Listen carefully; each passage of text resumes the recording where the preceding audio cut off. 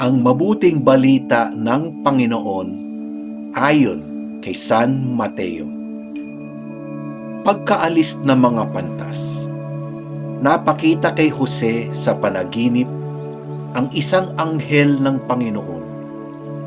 Sinabi sa kanya, "Magbangon ka, dalhin mo agad sa Ehipto ang mag-ina, at huwag kayong aalis doon hanggat hindi ko sinasabi sa iyo, sapagkat hahanapin ni Herodes ang sanggol upang patayin." Kaya dali-daling bumangon si Jose at nang gabing iyo'y dinala sa Ehipto ang mag-ina. Doon sila tumira hanggang sa mamatay si Herodes.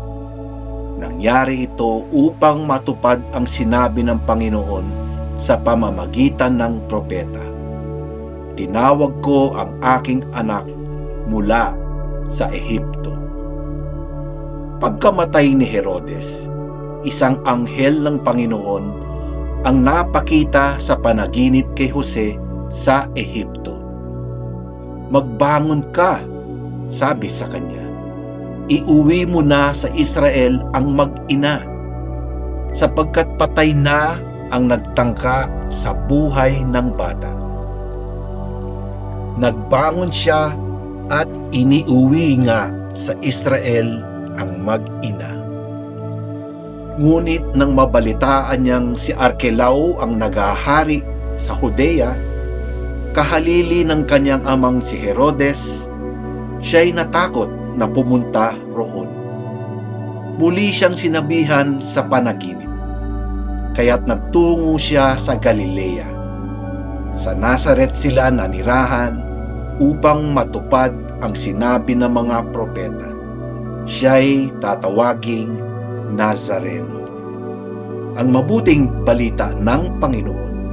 Pinupuri ka namin, Panginoong Hesukristo.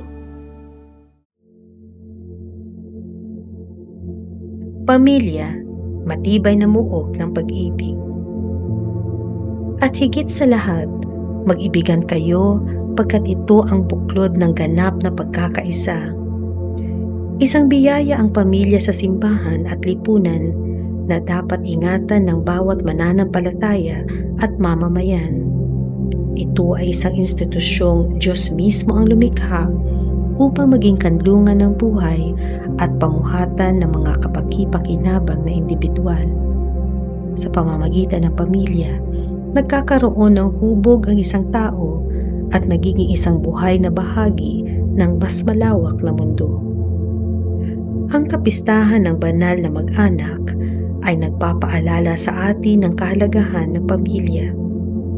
Niloob ng Diyos Ama na ipadala si Jesus bilang isang sanggol na kinakailangan ng tamang pag-aaruga at pagkalinga ng pamilyang may mabuting puso.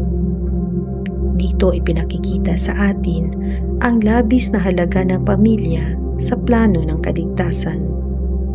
Sa pamilya, unang nararanasan ang pag-ibig. Ang pagmamahal ng ama at ng ina ang nagbibigay ng direksyon sa tunguhin ng puso ng isang tao. Ang karanasan ni Jesus mula sa isang pamilyang puno ng pagmamahal ang pumanday sa kanyang pusong umaapaw sa awa at pagmamahal. Ang ating mga karanasan sa pagmamahal ang maari nating sandalan kung nanghihina tayo sa harap ng tukso o sa mga pagsubok sa hamon ng buhay. Ang pamilyang pinanahanan ng pag-ibig ay isang muog na maaring maging takbuhan ng sino mang nangangailangan ng masisilungan kung batbat ng krisis at pangamba. Dito madarama ang pagkalinga ng Diyos sapagkat pinakatatangi niya ang isang pamilyang sa Kanya ay sama-samang nananalangin o tumatawag. Tularan natin ang banal na mag-anak. Si Jesus ang sentro nito. Hayaan nating uminog kay Jesus ang ating buhay at ang buhay ng ating pamilya. Tularan natin ang kapakumbabaan at pagbibigayan ni Maria at Jose. Pangalagaan natin ang pamilya. Punuin natin ito ng pag-ibig na makadiyos at walang pag-iimbot upang maging muog na hindi mayayanig at sa tuwin ay maaasahan ng simbahan at lipunan.